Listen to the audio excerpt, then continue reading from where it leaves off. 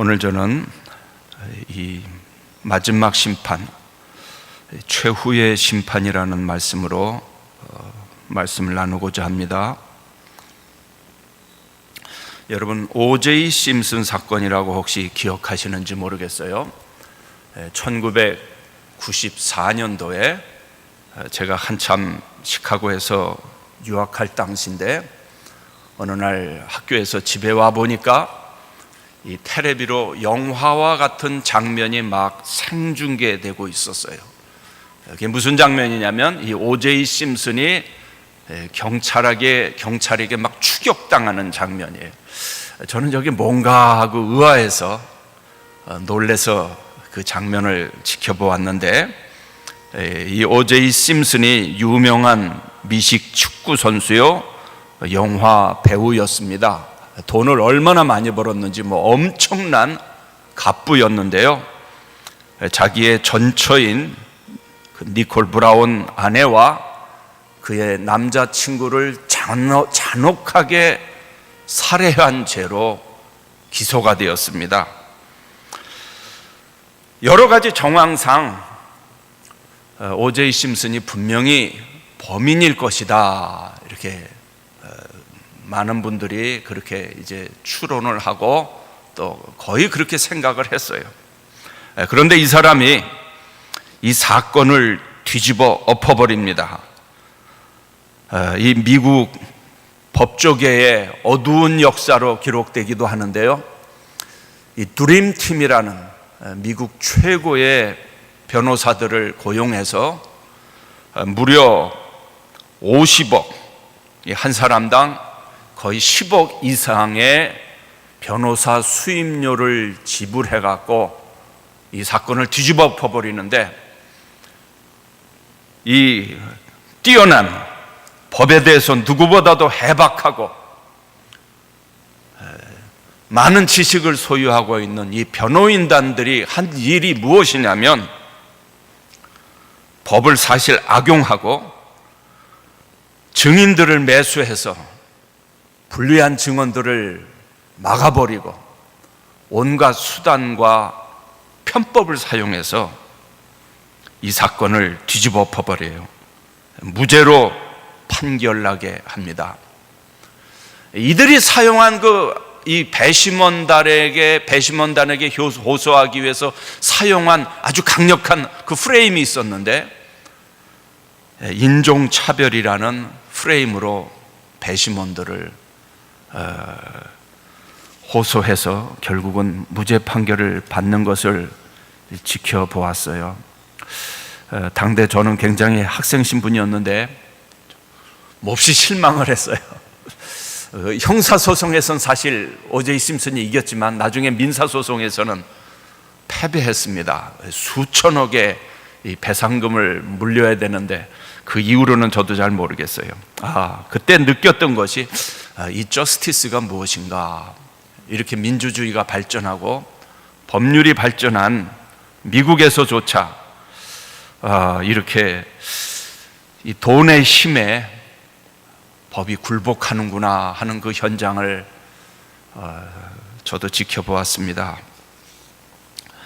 오늘 저는 여러분에게 신보좌 심판 혹은 마지막 심판에 대해서 말씀을 나누려고 합니다. 저와 여러분들이 하나님의 보좌 앞에, 마지막 심판대 앞에 서게 될 거라는 말씀이에요. 아마 O.J. 심슨도 이 심판을 피하지 못할 거예요.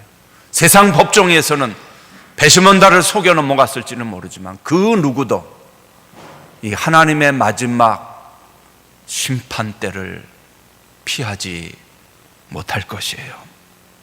여러분, 혹시 재판 법정에 서보신 적이 있습니까?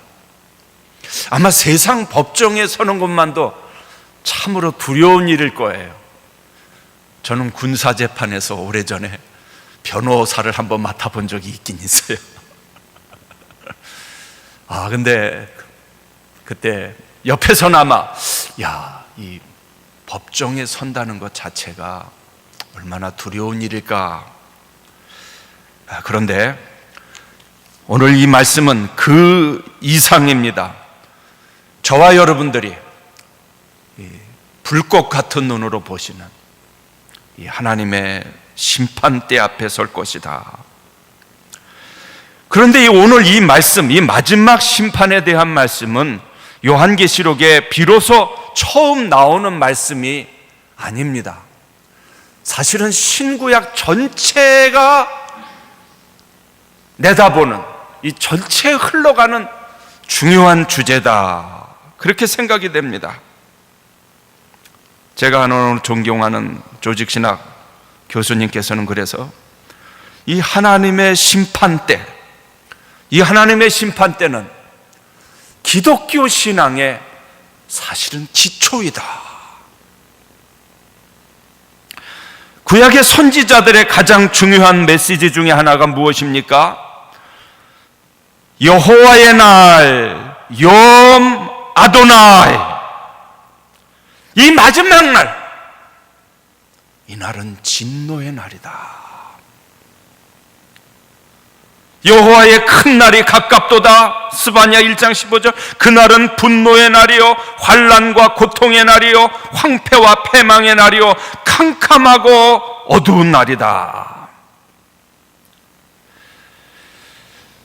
여러분, 성경 전체를 볼 때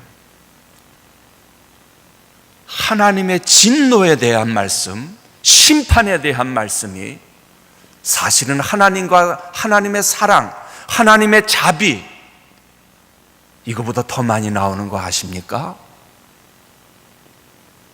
놀라운 일이죠. 어쩌면 우리는 반쪽 진리만 전하는지 모르겠어요. 우리는 이 진노에 대해서 잘 전하려고 하지를 않아요. 이 또따 스크립토라, 아마 여러분들이 우리 학교에서 많이 들을 거예요. 참 하나님의 종이 무엇인가? 하나님의 모든 말씀을 있는 그대로 다 전하는 것이 하나님의 종이라고 생각돼요. 하나님의 진노에 대한 말씀이, 심판에 대한 말씀이 사실은 하나님의 사랑에 대한 말씀, 자비에 대한 말씀보다 성경 전체에 걸쳐서 더 많이 나온다는 거예요. 이 벤겔만 교수님이 이 욤 아도나이에 대해서 요약한 내용을 쭉 살펴봤어요. 선지자들의 가장 중요한 메시지예요. 아모스, 스바냐, 요엘, 이사야, 이 하나님의 진노의 날을 요약하는데, 그날은 진노의 날이요, 또한 그의 백성을 신원하는, 변호하는 날이요, 마지막 파이널 저지먼트를 내다보는 그러한 날이라는 것입니다. 우리 모두 이날은 최후의 심판대 앞에 서게 될 말씀이라는 거예요.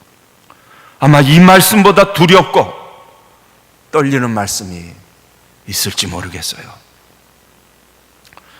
우리 주님의 말씀을 살펴보면 얼마나 종말론적인지 몰라요. 우리 주님도 항상 말씀을 가르치실 때 이 파이널 저지먼트를 내다보고 말씀하셨어요. 마태복음 10장 15절 보면 내가 진실로 너에게 이르노니 심판날에 소돔과 고모라 땅이 그 성보다 견디기 쉬우리라. 심판날에 두로와 시돈이 너희보다 견디기 쉬우리라. 세상 끝에도 이러하리라. 내가 너희에게 이르노니 사람이 무슨 무익한 말을 하든지 심판날에 이에 대하여 신문을 받을 것이라. 너희 말로 의롭다함을 받고 네 말로 정죄함을 받을 것이다. 사도 바울의 모든 가르침에 이 밑바닥에도 무엇이 흐르고 있냐면 마지막 날 하나님의 심판대 앞에 설 것을 염두에 두고 있었어요. 그의 모든 사역의 배후, 이 삶의 배후에 하나님의 마지막 심판대가 있었어요. 내가 자책할 아무것도 깨닫지 못하노라. 그러나 이를 인하여 의롭다함을 받지 못하리라. 다만 나를 판단하신 일 주시니라. 그러므로 때가 이르기 전 주께서 오시기까지 아무것도 판단치 말라. 그가 어둠에 감추인 것들을 드러내고 마음의 뜻을 나타내시리니 그때에 각 사람에게 하나님께로부터 칭찬이 있으리라. 사람들의 은밀한 것을 심판하시는 그날이라. 내가 어찌하여 내 형제를 판단하느냐? 어찌하여 내 형제를 업신여기느냐? 우리가 다 하나님의 심판대 앞에 서리라. 우리 각 사람이 자기 일을 하나님께 짓고 하리라. 그런즉 우리가 거하든지 떠하든지 주를 기쁘시게 하는 자 되기를 힘쓰노라. 우리가 다 그리스도의 심판대 앞에 드러나 각각 선악간에 그 몸으로 행한 것을 따라 받으려 함이라. 요한계시록 19장부터 보면은 이 종말의 중요한 주제들이 계속해서 나타나요. 이 부분을 보면서 그리스 성도들이 왜 사도 요한을 페올로고스라고 부르는지, 왜 사도 요한에게 위대한, 어쩌면 유일한 신학자로 부르는지 이해가 가요. 무슨 얘기냐면 신구약의 모든 신학적 주제들의 클라이맥스예요. 총 집약이 돼 있어요. 17장, 18장에 음녀 바벨론 심판이 나타납니다. 19장에 종말론적 주제들이 나타나는데 우리 주님이 디바인 워리어, 전사로서 천군 천사와 함께 하늘의 엄청난 군대와 함께 심판하시는 모습으로 나타나요. 20장에 사실 가장 중요한 주제는 저는 천년왕국보다도 사탄의 멸망에 대해서 나타나요. 여러분, 20장 10절이 사실은 이 가장 절정이 되는 말씀이에요. 우리 한번 같이 읽어볼까요? 20장 10절 보세요.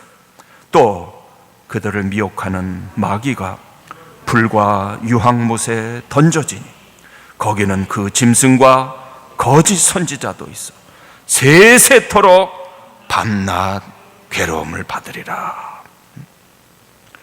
곡과 마곡의 전쟁, 이 아마겟돈 전쟁의 가장 핵심이 무엇이냐면 하나님과 어린 양이 승리하신다는 말씀이에요.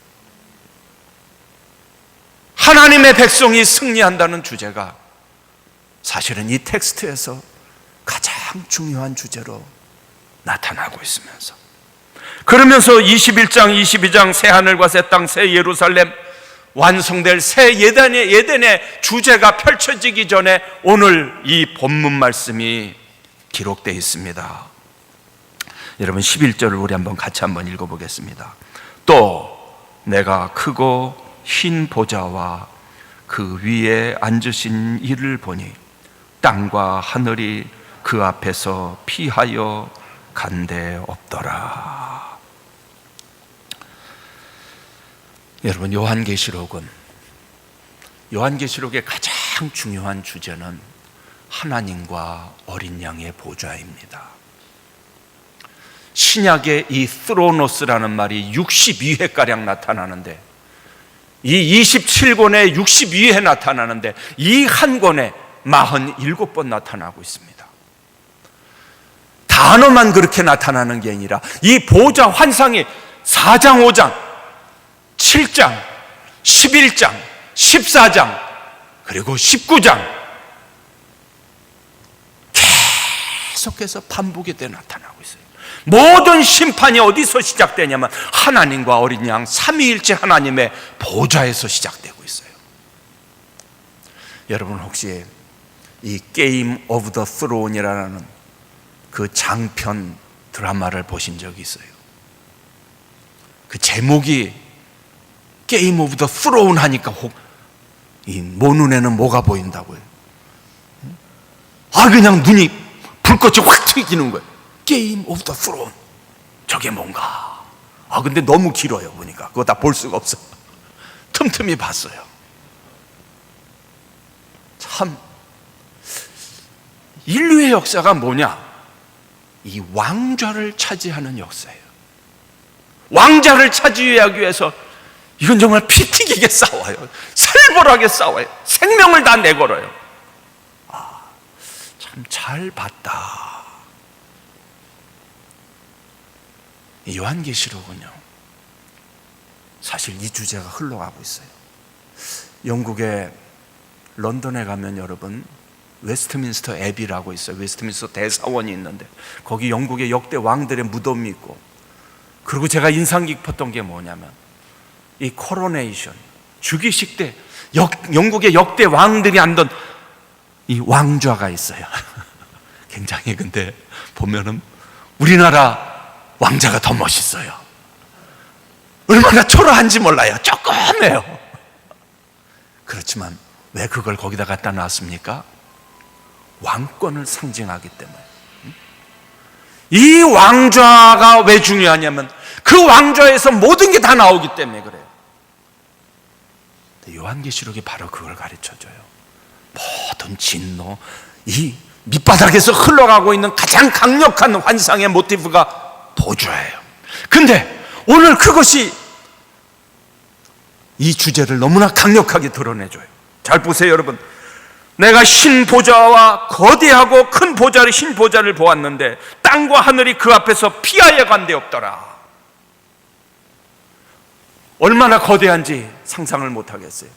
여기서 희다는 말은 단순히 색깔이 희다는 말이 아니에요. 요한계시록에서 이 희다는 건 무엇을 나타내냐면 하나님의 영광의 광채를 드러낼 때 이 희다는 표현을 써요.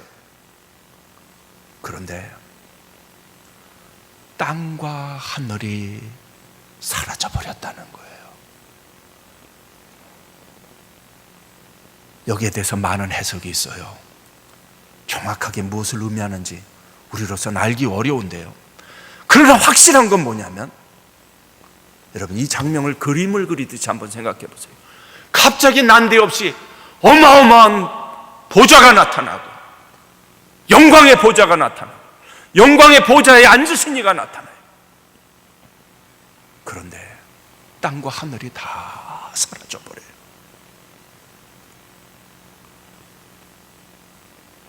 온 우주 만물도 하나님의 영광의 보좌에 비하면 아무것도 아니라는 거예요. 보좌보다 더 중요한 건 없다는 거예요. 무게를 달아본다면 우리가 생각할 때는 어쩌면 땅과 하늘이 더 우리는 무겁다고 생각할지 모르겠어요. 그러나 하나님의 보좌에 비하면 땅과 하늘은 피조물에 불과한 거예요.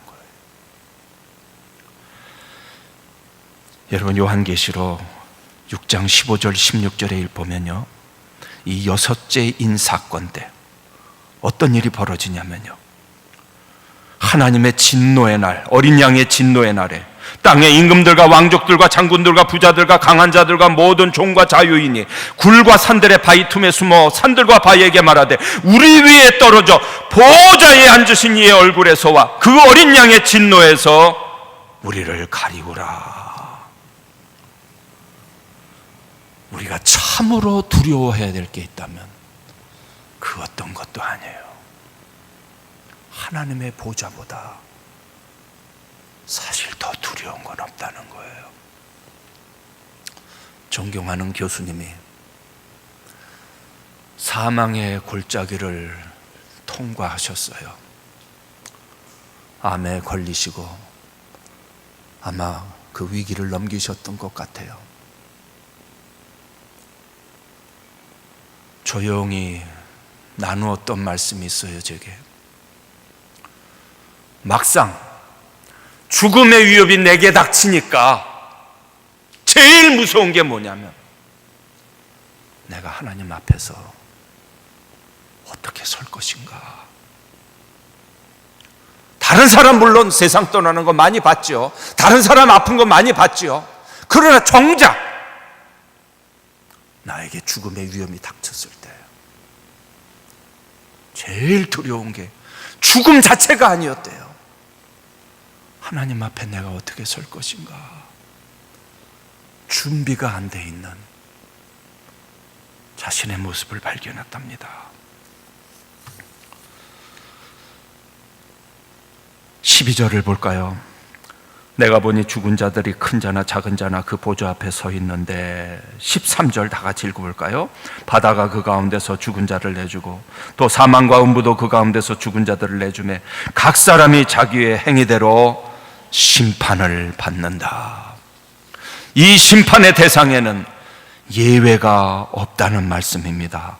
모든 사람이 다 포함되는데 중요한 것은 모든 사람이 홀로 각각 하나님 앞에 서게 될 거라는 거예요. 아마 어쩌면 남편과 아내가 영원히 갈라지는 날이 될지도 모르겠습니다. 아마 어쩌면 부모와 자녀들이 영원히 갈라지는 날이 될 수도 있습니다. 아마 어쩌면 친구들이 영원히 갈라지는 날이 될 수도 있어요. 영원한 운명이 갈라지는 날이 될 수도 있다는 거예요. 우리가 여기서 그러나 유념해야 될 것은 이 심판이 부정적인 의미로만 사용되지는 않는다는 거예요. 중립적 의미로 긍정적 의미의 상과 부정적 의미의 벌을 모두 다 포함할 수 있다는 거예요. 이 13절은 12절의 사건이 어떻게 가능한지를 보여줍니다. 실로 어마어마한 사건입니다. 실로 정말 얼마나 드라마틱한 사건이 될지 모르겠어요. 바다가 바다에서 죽은 모든 자들을 다 내어준다. 바다에서 혹시나 빠져 죽었던지 물고기의 밥이 되었던지 바다에서 죽은 자들이 다 부활한다. 오늘날 가장 어리석은 것 중에 하나는 죽음으로 모든 것이 끝난다고 생각하는 것이죠. 우리 주님께서는 이미 요한복음에서 말씀하셨습니다. 영생의 부활로 나는 자가 있고 무덤 속에 있는 자가 다 그의 음성을 들을 때가 있나니 선한 일을 행하는 자는 생명의 부활로 악한 일을 행한 자는 심판의 부활로 나오리라. 사도행전 24장 15절에 의인과 악인의 부활이 있을 것이다. 하나님 앞에서 피할 수 있는 존재나 사건은 하나도 없다는 것입니다. 하나님 앞에서 감추어질 수 있는 것도 하나도 없다는 것입니다. 저 전쟁터에서 무수히 죽어간 수많은 이름 없는 병사들의 이름도 하나님께서는 다 기억하신다는 말씀입니다. 특별히 자기 행위를 따라 책들에 기록된 대로 심판을 받는다. 12절의 말씀입니다. 13절에도 각 사람이 자기의 행위대로 심판을 받는다. 자칫하면 이 말씀은 행위 구원론을 가르치는 말씀으로 오해할 수 있을지 모르겠습니다. 어쩌면 이 말씀은 자칫하면 공로 사상을 강조하는 것으로 오해할지 모르겠습니다. 여기에 대해서 사실 요한계시록은 분명합니다. 모든 인류가 다 두 분류로 나누어져요. 한 분류는 생명책에 이름이 기록된 자예요. 한 부류는 이 생명책에 이름이 기록된 자는 하나님과 어린 양을 경배하는 자요, 예수 그리스도의 보혈로 깨끗이 씻음받은 자예요. 이 구원 문제에 있어서 분명히 가르쳐요. 다른 한 부류는 생명책에 이름이 기록되지 못한 자요, 땅에 거하는 자요, 짐승의 표를 받은 자요, 어린 양 예수 그리스도를 따르지 아니하고 짐승과 사단의 표를 받은 자. 분명히 구원 문제에 있어서는 갈라집니다. 그렇지만 그럼에도 불구하고 성경 전체에 걸쳐서 하나님께서 각 사람의 행위대로 심판하신다는 말씀은 중요한 흐름입니다. 시편 62편 12편에 보면 주여 인자함은 주께 속하오니 주께서 각 사람의 행한 대로 갚으십니다. 예레미야 17장 10절에 보면 나 여호와는 심장을 살피며 폐부를 시험하고 각각 그 행위와 그의 행실대로 보응한다. 고린도후서 5장 9절 17절 이는 우리가 다 그리스도의 심판대 앞에 드러나리니 선악간에 그 몸으로 행한 것을 따라 받으려 함이라. 요한계시록에서 에르가 행위가 차지하는 비중은 대단히 큽니다. 루터는 분명히 위대한 종교개혁가임에 틀림없습니다. 이신층의의 진리를 올바로 세웠고 이신층의의 교리는 참으로 위대한 진리임에 틀림이 없습니다. 그러나 안타깝게도 루터가 균형을 잃었던 것은 가톨릭에 대해서 믿음을 강조하다가 야고보서를 지푸라기 서신으로 취급한 것입니다. 요한계시록도 하찮은 책으로 여겼습니다.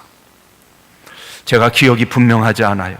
야고보서인지 요한계시록인지 모르지만 귀텐베르크 성당 밖으로 이 책을 집어내 던져버리라. 제가 깜짝 놀랐어요.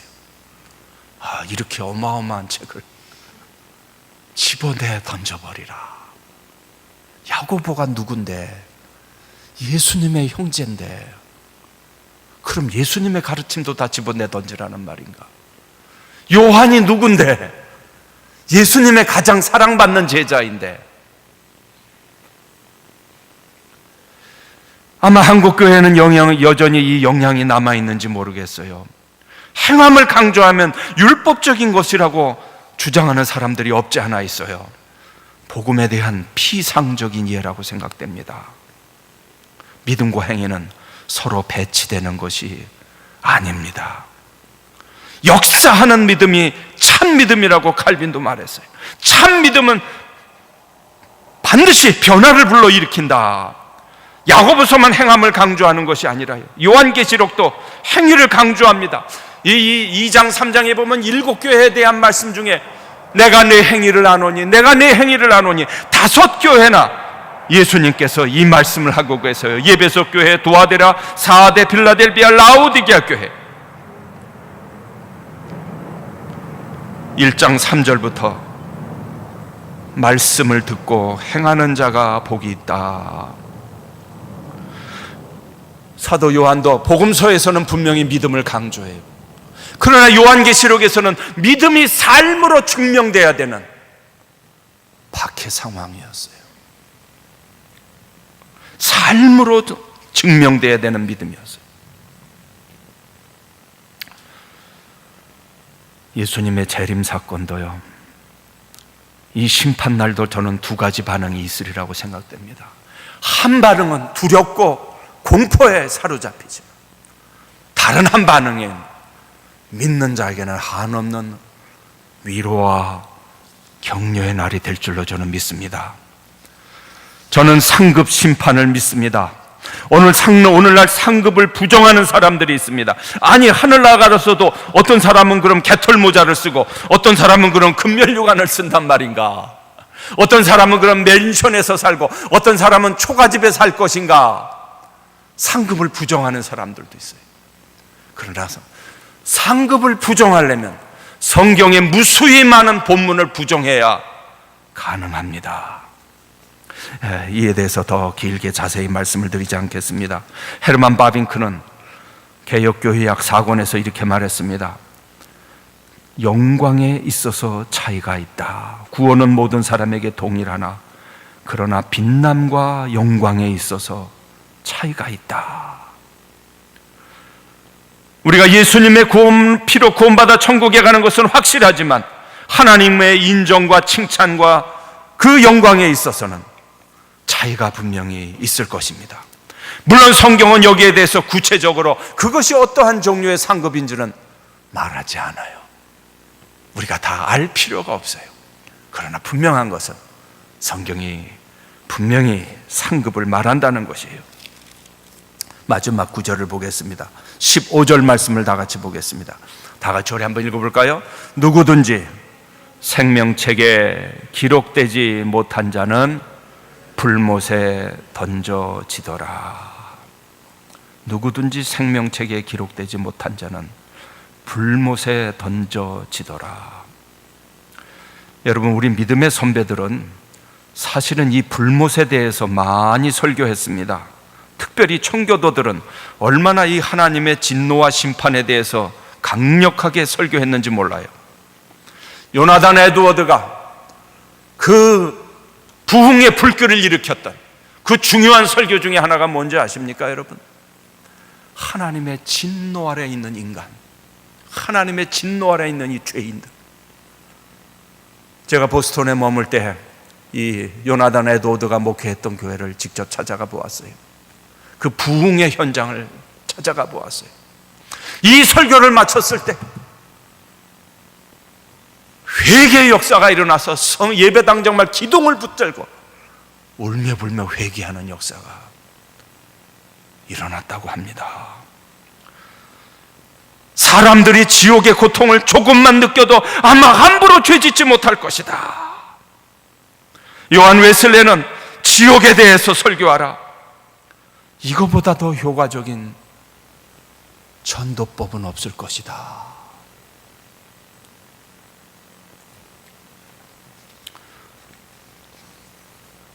예수님은 이 게헨나 지옥에 대해서 명확하게 가르쳤어요.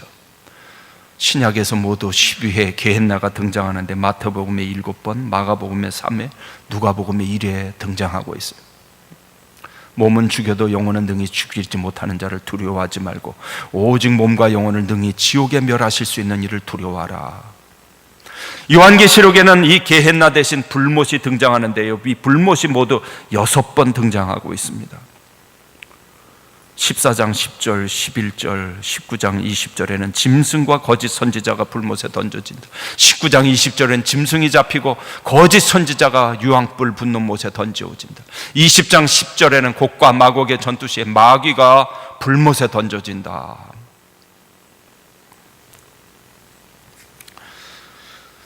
여러분, 아마 이 진리만큼 현대인들에게 거부감을 불러일으키는 진리는 아마 없을 거예요.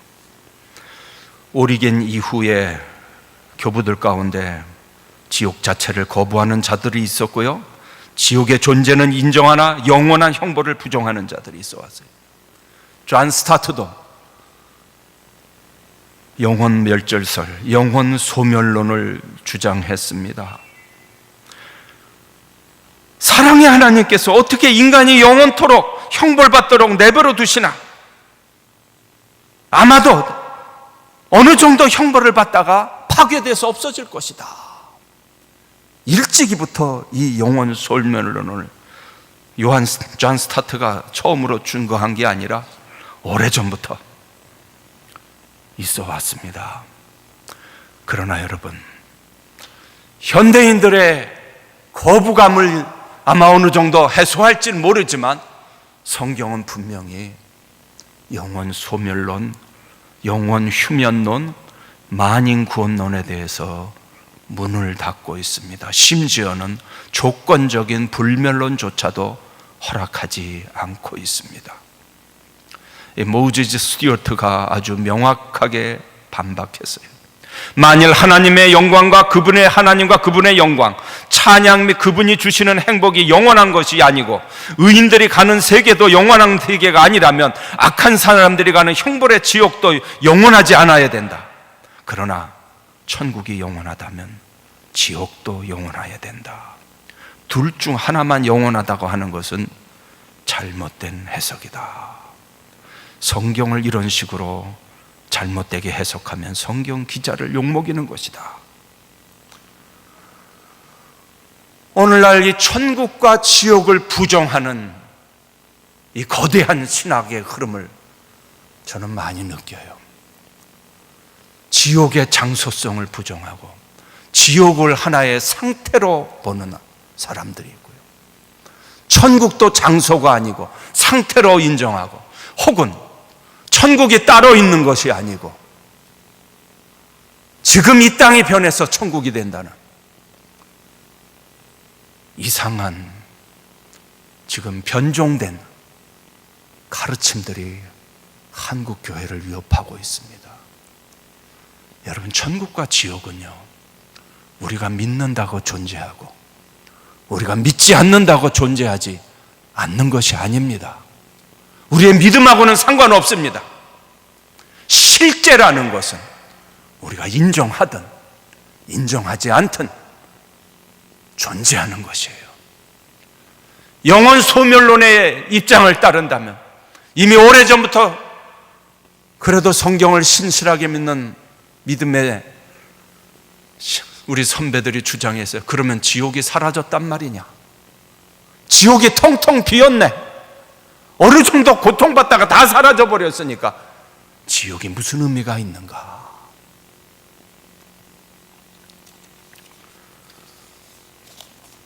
여러분은 천국과 지옥을 믿으십니까?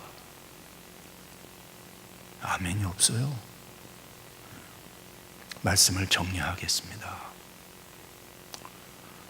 언젠가 저와 여러분들이 하나님의 심판대 앞에 서게 될 것입니다.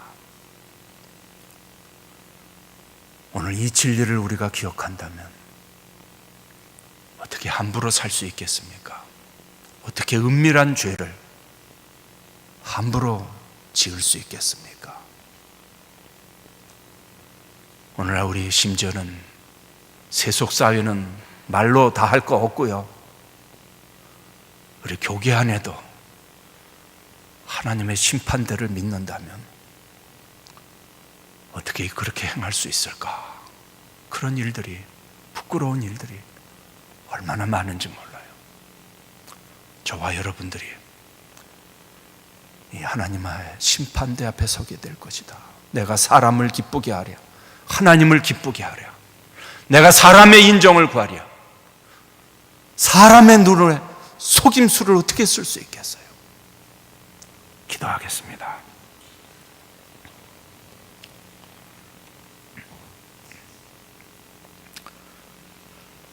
하나님 아버지여,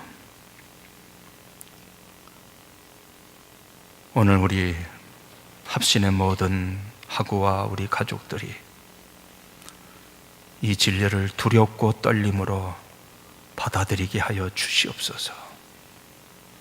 우리 모두 하나님의 심판대 앞에 설 것을 늘 염두에 두면서 하루하루 참으로 하나님 앞에서 사는 우리 모든 학우들, 또 우리들이 될 수 있도록 우리들을 붙들어 주옵소서. 연약한 저희들을 지켜주시고 붙들어 주옵소서. 예수 그리스도 이름으로 기도드리옵나이다.